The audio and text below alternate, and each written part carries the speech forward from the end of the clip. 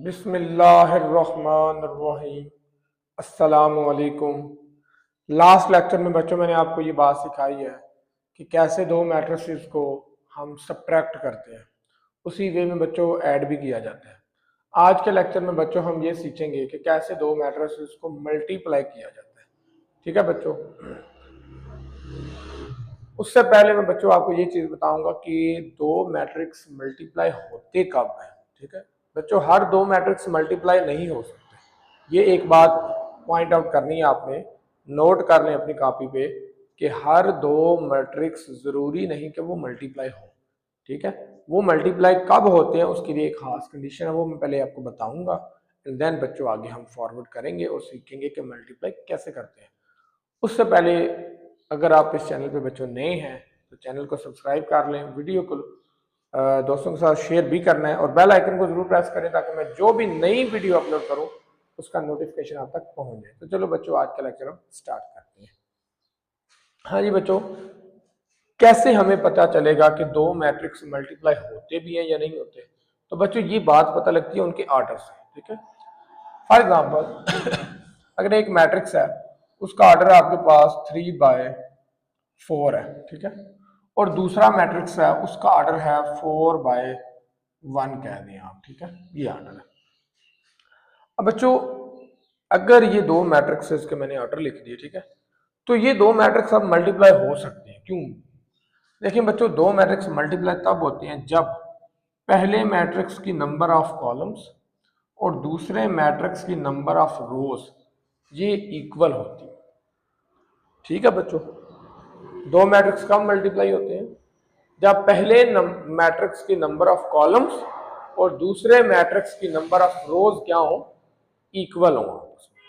Otherwise बच्चों matrix multiply नहीं होते। ठीक है, जैसे फॉर एग्जांपल मैं अगर इसको ऐसे लिख देता, 3/4 ही लिखा रहे हैं इसको मैं 1/4 कर देता। ठीक है, अब बच्चों ये दोनों मैट्रिक्स जिनके ये मैंने ऑर्डर लिखे हुए हैं, ये मैट्रिक्स अब मल्टीप्लाई नहीं हो सकते। उसकी वजह यह है बच्चों कि इसके नंबर ऑफ कॉलम की तादाद 4 है, उसकी नंबर ऑफ रोज की तादाद 1 है। तो इस सूरत में बच्चों ये मैट्रिक्स मल्टीप्लाई नहीं हो सकते। इज इट क्लियर बच्चों?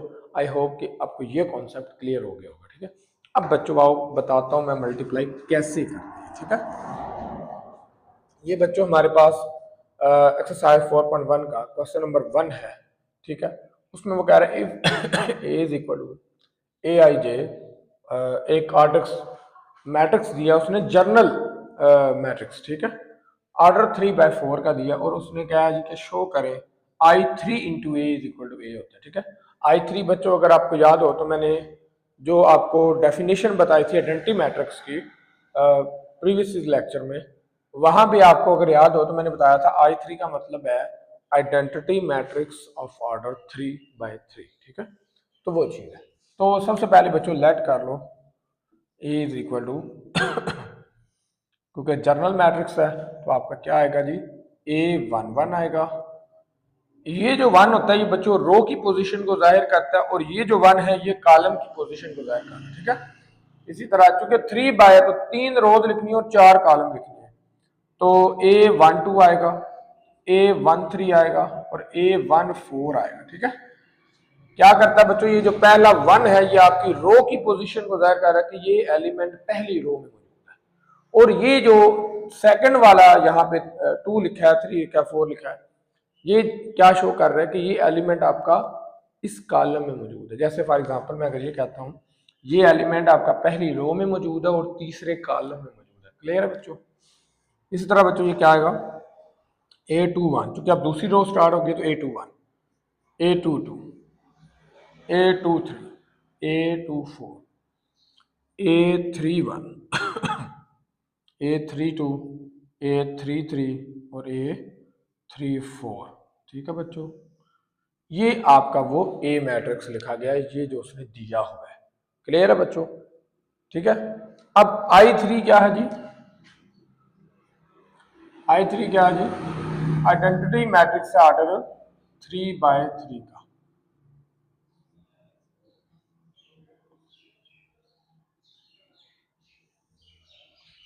अच्छा बच्चों, सबसे पहले आप ये चीज चेक कर लें, क्या ये दोनों मैट्रिक्स मल्टीप्लाई होते भी है या नहीं। चेक कैसे करना है, जैसे ये तरतीब लिखी हुई है, ठीक है, मतलब उस तरतीब के लिहाज से पहले ये मैट्रिक्स है, बाद में ये आता है, ठीक है। तरतीब का भी खास ख्याल रखना है, ये ना हो आप पहले इसका ऑर्डर लिखें और इसका ऑर्डर लिखते हैं, हाँ ये तो सेम ही नहीं आ रहा, तो ये मैट्रिक्स मल्टीप्लाई नहीं हो सकते, ठीक है। तो इस तरह नहीं करना, जो तरतीब मतलब दी हुई है उसने उस तरतीब से चेक करना है, ठीक है। अब इसका ऑर्डर है 3/3 और इसका ऑर्डर बनता है 3/4, ठीक है। तो देखें पहला ये है फिर ये है, तो इसके देखें इसके नंबर ऑफ कॉलम भी 3 है और इसके नंबर ऑफ रोज भी 3 है, तो ये दोनों मैट्रिक्स मल्टीप्लाई हो सकती है, ठीक है। ऐसे ये दोनों मैट्रिक्स मल्टीप्लाई हो सकते हैं। मगर अगर बच्चों मैं आपको ये कहूं कि तरतीब चेंज कर दें, अगर आप ऐसे लिख दें, तो फिर ये बच्चों multiplication is not possible, multiplication is not possible. उस वक्त फिर बच्चों मल्टीप्लिकेशन पॉसिबल नहीं होगी। देखें यहाँ पे ये एक बात ध्यान रखनी है, जरूरी नहीं है कि पहला अगर दूसरे से मल्टीप्लाई हो रहा है तो दूसरा भी पहले से मल्टीप्लाई हो जाए, ये जरूरी नहीं होता। मतलब तरतीब चेंज करने से हो सकता है वो मल्टीप्लिकेशन ही ना हो। क्लियर है बच्चों। और कभी भी ऐसा नहीं हो सकता, कुछ पर्टिकुलर केस में होता है कि ऐसा हो जाए कि ए मैट्रिक्स बी से मल्टीप्लाई हो रहा है और बी भी ए से हो रहा है, ठीक है। ऐसा हो भी सकता है, जरूरी नहीं है कि नहीं हो सकता, हो भी सकता है, ठीक है। ऑर्डर सेम हो, वो नंबर ऑफ रोज कॉलम वो वाला सेम हो जाए काम, तो हो भी सकता है। मगर बच्चों मोस्टली केसेस में इन दोनों का आंसर कभी भी इक्वल नहीं आएगा, ठीक है। ऐसा कभी नहीं होगा कि इन दोनों का आंसर इक्वल आ जाए, वो पर्टिकुलर केस में आ सकता है, वो कोई एक स्पेशल केस हो जाएगा, ठीक है। वो मैट्रिक्स इसके बने इस तरह बने होंगे कि उन दोनों का इधर से उधर मल्टीप्लाई करें या उधर से इधर करें तो आंसर सेम हो जाए। बट जर्नल में ये चीज़ इक्वल नहीं होती। ये आगे क्वेश्चन नंबर हमारा 4 आ रहा है, उसमें हम ये चीज़ बताएंगे कि ये जर्नली इक्वल नहीं होते और वहां से हम वो जर्नली प्रूव भी करेंगे, ठीक है। खैर बच्चों, ये चीज़ें आई थिंक आपको अंडरस्टैंड हो चुकी होंगी। अब मैं आपको बताता हूँ इन्हें मल्टीप्लाई कैसे करते हैं। तो कैसे करते हैं बच्चों मल्टीप्लाई, I3 A को मल्टीप्लाई करना है। हाँ जी बच्चों, कैसे करते हैं I3 A को मल्टीप्लाई, पहले लिखना आपने I3 1 0 0 0 1 0 0 0 1। यहाँ आपने लिखना है A11 A12 A13 A14 A21 A22 A23 और A24 A31 A32 A33 और A34।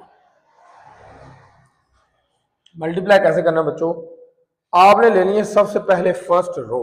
क्या लेनी है बच्चों, फर्स्ट रो लेनी है। फर्स्ट रो को मल्टीप्लाई करना है फर्स्ट कॉलम के साथ। ये बच्चों ऑलरेडी आपने 9th क्लास में पढ़ी हुई है, बट शायद आपको याद ना रहा हो कि इन्हें कैसे मल्टीप्लाई करना है, तो मैं वो चीज दोबारा सिखा रहा हूं, ठीक है। क्या करना है सबसे पहले बच्चों, फर्स्ट रो लेनी है और उसको किससे मल्टीप्लाई करना है, फर्स्ट कॉलम के साथ, ठीक है। फर्स्ट रो इसको मल्टीप्लाई करना है फर्स्ट कॉलम के साथ। तो 1 को जब मल्टीप्लाई करेंगे A11 से तो उसका आंसर A11 ही आएगा। आगे बच्चों लिखते हैं प्लस, 0 को मल्टीप्लाई करना है A21 से तो आंसर 0 ही आएगा। फिर 0 को मल्टीप्लाई करना है A31 से तो आंसर 0 ही आएगा। ये क्लियर हो गया, ठीक है बच्चों। अब आपने क्या करना है, फर्स्ट रो को मल्टीप्लाई करना है सेकंड कॉलम के साथ। पहले फर्स्ट रो लेनी है, उसको नेक्स्ट मैट्रिक्स के तमाम कॉलम से मल्टीप्लाई करना, ठीक है। जब वो खत्म हो जाए फिर सेकंड रो लेते हैं, वही प्रोसेस सारे कॉलम से मल्टीप्लाई, फिर थर्ड, फिर वही प्रोसेस सारे कॉलम से मल्टीप्लाई, ठीक है। क्या होगा, इसको करेंगे तो क्या आएगा, A12 आएगा, प्लस 0 को A22 से करेंगे तो 0 आएगा, फिर 0 को A32 से करेंगे तब भी 0 ही आएगा। क्लियर है बच्चों। इसी तरह फर्स्ट रो को थर्ड कॉलम से करना है, A13 आएगा और आगे 0 0 ही आना है, फिर आगे A14 आएगा और आगे 0 0 ही आना है बच्चों। क्लियर है बच्चों बात। आई थिंक आपकी ये बात क्लियर हो चुकी होगी। ठीक है, नेक्स्ट बच्चों, पहली रो के लिए काम खत्म हो गया, अब दूसरी रो के लिए स्टार्ट कर लो। दूसरी रो को पहले पहले कॉलम से करेंगे। जीरो को A11 से करेंगे तो जीरो आंसर आएगा, प्लस 1 को A21 से करेंगे तो A21 ही आंसर आएगा। फिर अब इसको नेक्स्ट में जीरो आएगा, मतलब अब ये जो सेकंड वाली एंट्रीज है ना ये आएगी और बाकी तो क्या हो जाएंगे, जीरो हो जाएंगे। Zero plus A22 plus zero, zero plus A23 plus zero, zero plus A24 plus zero. अब लास्ट में देखें 1 लास्ट में आ रहा है तो लास्ट वाली एंट्री आएगी, बाकी पहली दो एंट्री की जगह क्या आ जाएगा जी, जीरो, क्योंकि जीरो से मल्टीप्लाई होंगे तो जीरो ही हो जाएंगे। A31 zero plus zero plus A31 नहीं A32 आएगा यहाँ पे, zero plus A33, zero plus A34। Clear है बच्चों? इस तरह बच्चों आपने दो मैट्रिक्स मल्टीप्लाई करनी है। क्या करना है, फर्स्ट रो लेनी है, उसको नेक्स्ट मैट्रिक्स के सारे कॉलम से मल्टीप्लाई करना है। फर्स्ट कॉलम से मल्टीप्लाई करके और पीछे यहाँ पे प्लस लगाते हैं, ठीक है। फिर सेकंड कॉलम की बारी है, फिर थर्ड की, फिर फोर्थ की, ठीक है। इसी तरह जब वो खत्म हो जाए तो फिर सेकंड रो के लिए यही सारा काम करना है, फिर थर्ड रो के लिए यही सारा काम करना है। क्लियर है बच्चों बात? अब इन्हें ऐड करेंगे, ऐड करके देखें क्या आता है आंसर इसका। ऐड करके देखें बच्चों क्या आंसर आता है। A11 को जब दोनों जीरो में ऐड करोगे तो वो जाहिर सी बात है A11 ही आंसर आएगा। यहाँ पे A12 ही आंसर आएगा, नेक्स्ट A13 आंसर आएगा और नेक्स्ट A14 आंसर आएगा। इसी तरह ये A2 आंसर आएगा, A21, यहाँ पे A22 आएगा, A23 आएगा, A24 आएगा, यहाँ A31 आएगा, A32 आएगा, A33 आएगा और A34 आंसर आएगा। और अगर आप बच्चों ये देखें तो ये वापस हमारा वही मैट्रिक्स नहीं आ गया जो A था, मैंने आपको बताया था ना ये मैट्रिक्स है। तो यहां से बच्चों ये बात प्रूव होगी कि I3A का आंसर क्या आता है जी, वापस A मैट्रिक्स ही बन जाता है। नेक्स्ट पार्ट बच्चों इसका आपने खुद ट्राई करना है, वो भी बहुत इजी है। उसमें I4 है तो I4 का मतलब है आइडेंटिटी मैट्रिक्स ऑफ ऑर्डर 4/4, ठीक है। तो वहां क्या आएगा 1 0 0 0 0 1 0 0, फिर 0 0 1 0, फिर 0 0 एंड आगे 1 आएगा, ठीक है। और ए मैट्रिक्स साथ में वो यही आएगा। क्लियर है बच्चों बात? तो एक और बच्चों मजीद सवाल हम देखते हैं इंशाल्लाह, उसके बाद इस लेक्चर को एंड करेंगे। नेक्स्ट क्वेश्चन नंबर 3 है इसका, ठीक है। अभी हमने रिसेंटली जो इससे प्रीवियस लेक्चर था उसमें हमने क्वेश्चन नंबर 2 को डिस्कस कर लिया, ठीक है। क्वेश्चन नंबर 3 में क्या कहता है, दो पार्ट है बच्चों, तीन मैट्रिक्स दिए हैं और तीनों मैट्रिक्स ऑर्डर 2/2 के हैं, ठीक है। तो इसका मतलब है तीनों आपस में मल्टीप्लाई हो जाते हैं, चाहे आप ए को बी से करो या बी को ए से करो, ए को सी से करो या सी को ए से करो, ये सारे मल्टीप्लाई होते हैं क्योंकि स्क्वायर मैट्रिक्स है, ठीक है। तो पहले बार में बच्चों को क्या कहता है, ए बी को पहले मल्टीप्लाई करो एंड देन सी को मल्टीप्लाई करो, और राइट साइड में पहले बी सी को मल्टीप्लाई करो एंड देन उसको ए से मल्टीप्लाई करो, तो आंसर सेम आना चाहिए। इसे कहते हैं बच्चों एसोसिएटिव लॉ ऑफ मैट्रिसेस, ठीक है। और सेकंड बार में बच्चों कहता है पहले बी में सी ऐड करो एंड देन उसको ए से मल्टीप्लाई करो, और राइट साइड में कह रहा है कि पहले ए को बी से मल्टीप्लाई करो और ए को सी से मल्टीप्लाई करो एंड देन उन दोनों को ऐड करो, ठीक है। इसे कहते हैं बेटा डिस्ट्रीब्यूटिव लॉ ऑफ मैट्रिक्स, ठीक है। ये left distributive law of matrix है और ये कौन सा जी, ये एसोसिएटिव लॉ ऑफ मैट्रिक्स है, ठीक है। बच्चों मैट्रिक्स में एसोसिएटिव लॉ होल्ड करता है, कम्यूटेटिव लॉ होल्ड नहीं करता, ठीक है। जनरली कम्यूटेटिव लॉ होल्ड नहीं करता, ठीक है। तो हाँ जी बच्चों, पहले हम पार्ट नंबर 1 को सॉल्व करेंगे, इसकी लेफ्ट हैंड साइड को सॉल्व करेंगे। तो लेफ्ट हैंड साइड में हम पहले क्या करेंगे जी, ए और बी को मल्टीप्लाई करेंगे। ए क्या है, iota 2 iota 1 minus aorta,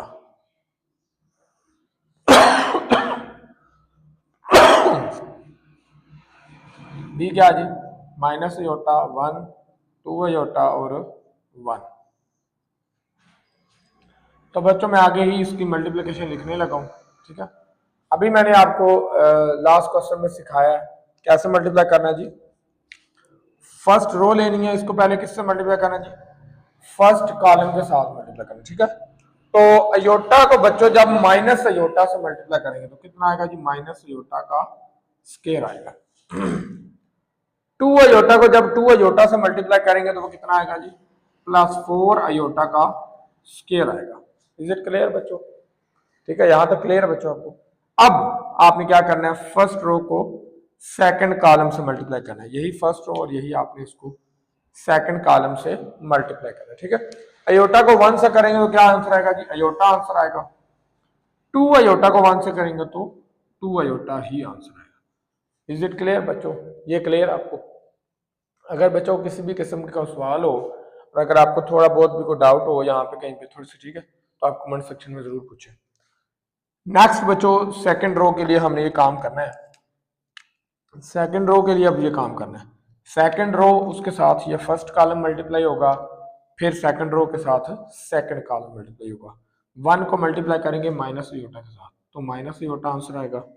minus iota को मल्टीप्लाई करेंगे 2 अयोटा के साथ, ठीक है, तो वो कितना आएगा, माइनस 2 अयोटा स्क्वायर। यहाँ आएगा माइनस 2 अयोटा का स्क्वायर, ठीक है, क्योंकि बीच में हम प्लस लगाते हैं ना मल्टीप्लिकेशन में, तो प्लस माइनस माइनस हो जाएगा, ठीक है बच्चों।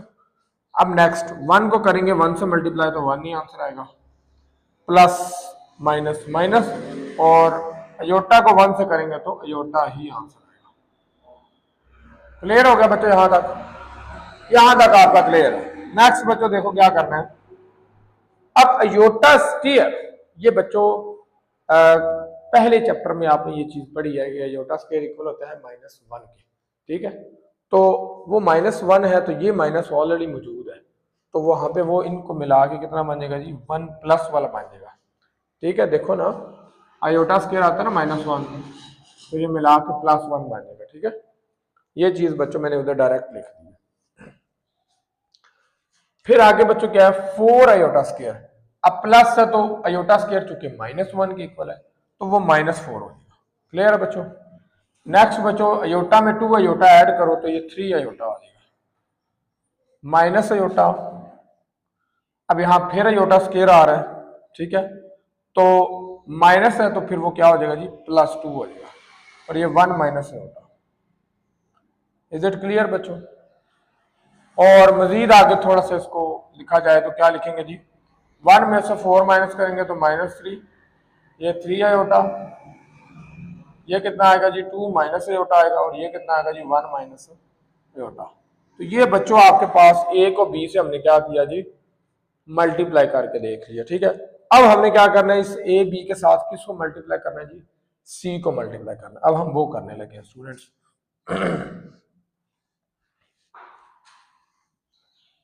अब हम इसके साथ मल्टीप्लाई करेंगे c को। ये बच्चों बात याद रखनी है,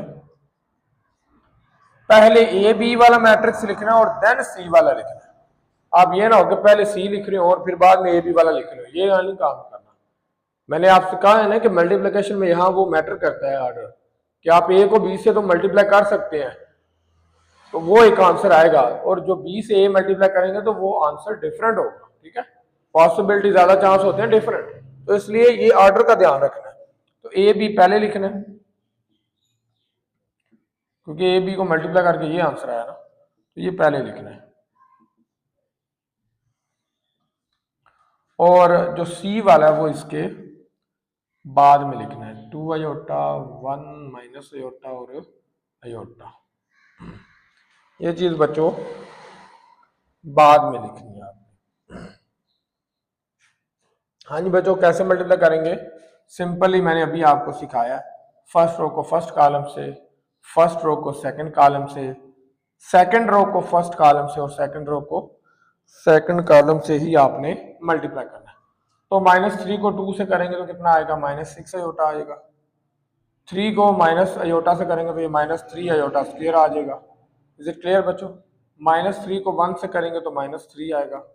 3 अयोटा को अयोटा से करेंगे तो +3 अयोटा का स्क्वायर आ जाएगा, ठीक है। 2 माइनस अयोटा को जब मल्टीप्लाई करेंगे 2 अयोटा से, ठीक है, ये मैं फिर आप में रफ में करके दिखा देता हूँ। 2 अयोटा को मल्टीप्लाई करेंगे 2 माइनस अयोटा से तो ये कितना आंसर आएगा जी, 4 अयोटा माइनस 2 अयोटा का स्क्वायर। ठीक है बच्चों, ये डायरेक्ट आंसर मैं यहाँ लिख रहा हूँ। ठीक है, आप लिख सकते हैं, इसमें कोई इशू नहीं है। ठीक है, इसी तरह जब माइनस अयोटा को मल्टीप्लाई करेंगे 1 माइनस अयोटा से, तो ये कितना आंसर आएगा जी, माइनस अयोटा प्लस अयोटा का स्क्वायर आ जाएगा। ठीक है, ये आपको आता है। तो प्लस या यहाँ पे माइनस लिख दें, क्योंकि माइनस आएगा, माइनस अयोटा प्लस अयोटा का स्क्वायर, प्लस आगे ये होता है ना, तो यहाँ पे ये जो कुछ लिखा हुआ है वो लिख दो। ठीक है, अब इसी को किससे करेंगे जी, इससे करेंगे, तो 1 से करेंगे तो ये सेम आएगा। ठीक है, और अयोटा को इससे मल्टीप्लाई करें, अब माइनस अयोटा नहीं अयोटा है, तो अयोटा को करेंगे तो प्लस अयोटा माइनस अयोटा का स्क्वायर आ जाएगा। क्लियर है बच्चों यहाँ तक बात? फिर भी किसी स्टेप की समझ ना आई हो तो बच्चों आप कमेंट सेक्शन में हाईलाइट करके पूछ सकते हैं। ठीक है, नेक्स्ट क्या आएगा बच्चों, माइनस अयोटा स्क्वायर, तो वो पता आपको -1 के इक्वल है, तो ये प्लस हो जाएगा, तो ये आएगा जी 3 माइनस 6 अयोटा, पहली एंट्री ये बनेगी। यहाँ पे आएगा जी -3 और ये भी -3 है, चलो लिख लो पहले। ठीक है, यहाँ पे क्या आएगा जी, 4 अयोटा में से ये एक अयोटा माइनस कर दो तो 3 अयोटा आ जाएगा। ये अयोटा स्क्वायर -2 है तो ये +2 बन जाएगा। ये अयोटा स्क्वायर प्लस वाला है तो ये -1 बन जाएगा। इज इट क्लियर बच्चों? माइनस अयोटा प्लस अयोटा आपस में क्या हो जाएंगे, कैंसिल, 2 और ये अयोटा स्क्वायर माइनस वाला तो ये +1 बन जाएगा। ठीक है बच्चों, हाँ जी बच्चों, अब लास्ट स्टेप इसका बस रह गया और लास्ट स्टेप में इसकी लेफ्ट हैंड साइड का आंसर आ जाएगा। फिर बच्चों हम इसकी राइट हैंड साइड को चूज करेंगे एंड देन बच्चों इस क्वेश्चन को हम एंड करेंगे।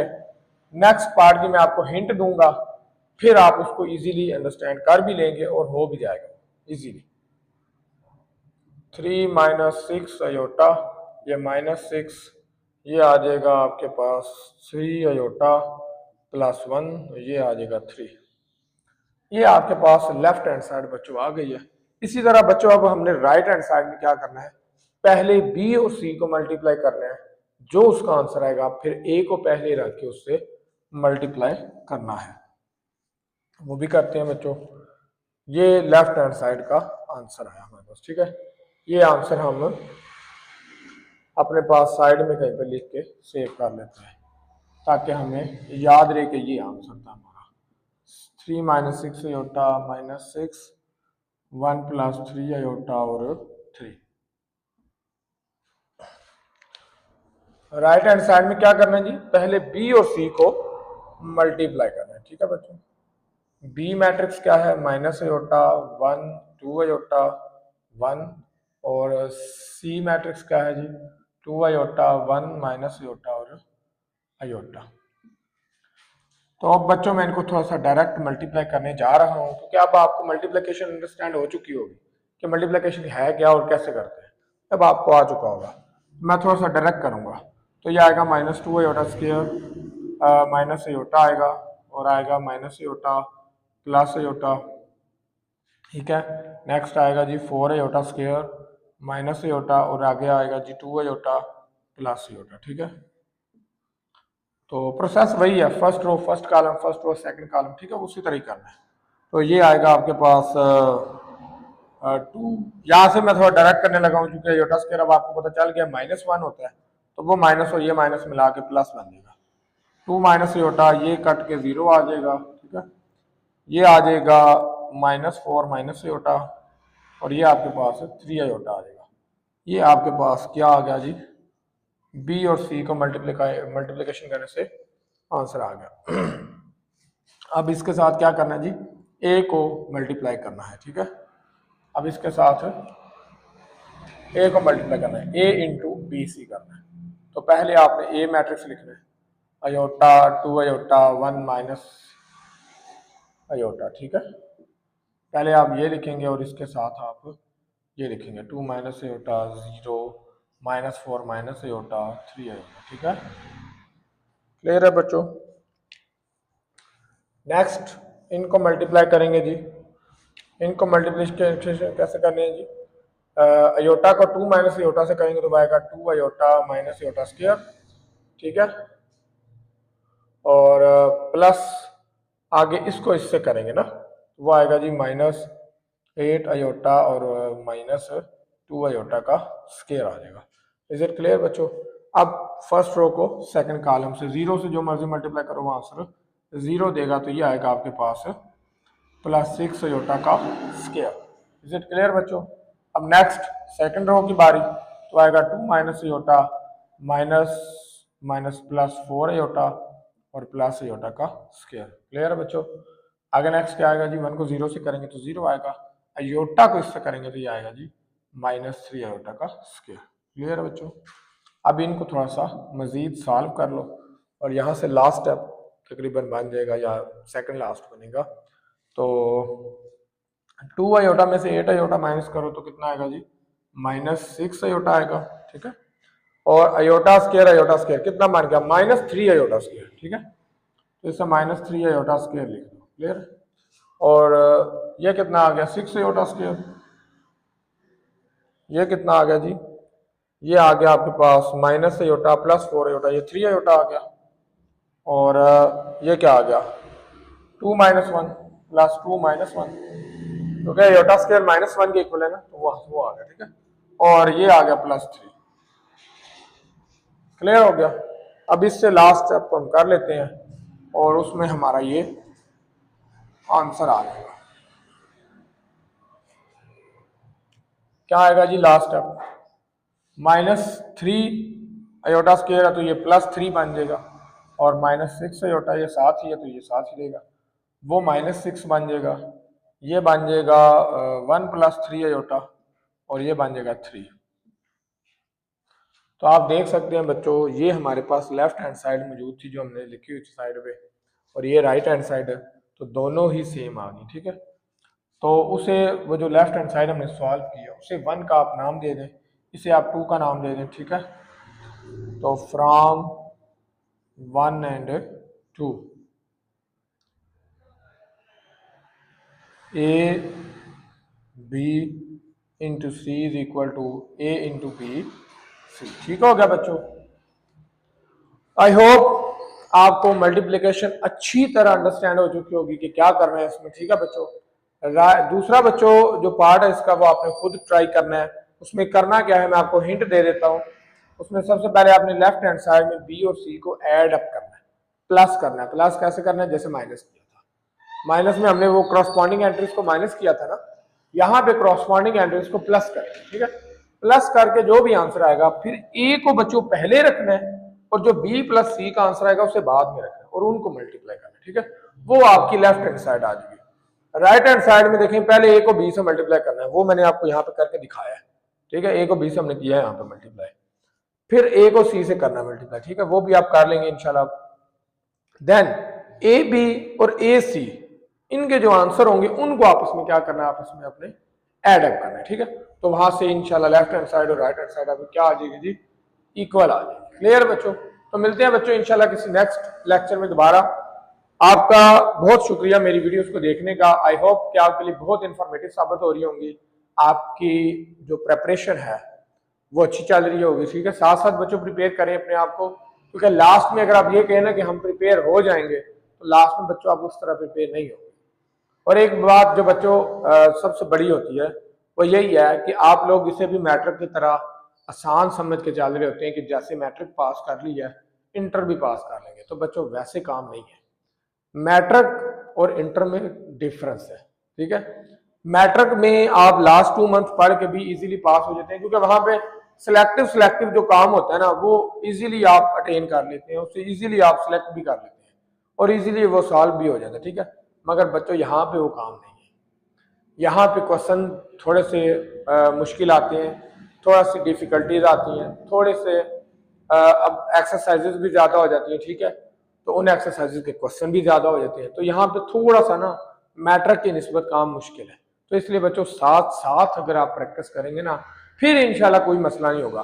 तो आप साथ साथ लेक्चर भी अटेंड करते रहें, इंशाल्लाह आपके लिए ये लेक्चर बहुत हेल्पफुल साबित होंगे। इंशाल्लाह बच्चों हम अनकरीब ही 9th क्लास के लेक्चर भी अपलोड करने शुरू कर देंगे। अगर आपके कोई बहन भाई या किसी का बेटा, ठीक है, या किसी की बेटी, ठीक है, किसी का दोस्त 9th क्लास में पढ़ रहा है तो उसको भी इस चैनल का आपने लिंक ज़रूर शेयर करना है, ताकि जो हम लेक्चर अपलोड करें तो वो उसके लिए फ़ायदेमंद हो सके। ठीक है बच्चों, शुक्रिया, अल्लाह हाफिज़।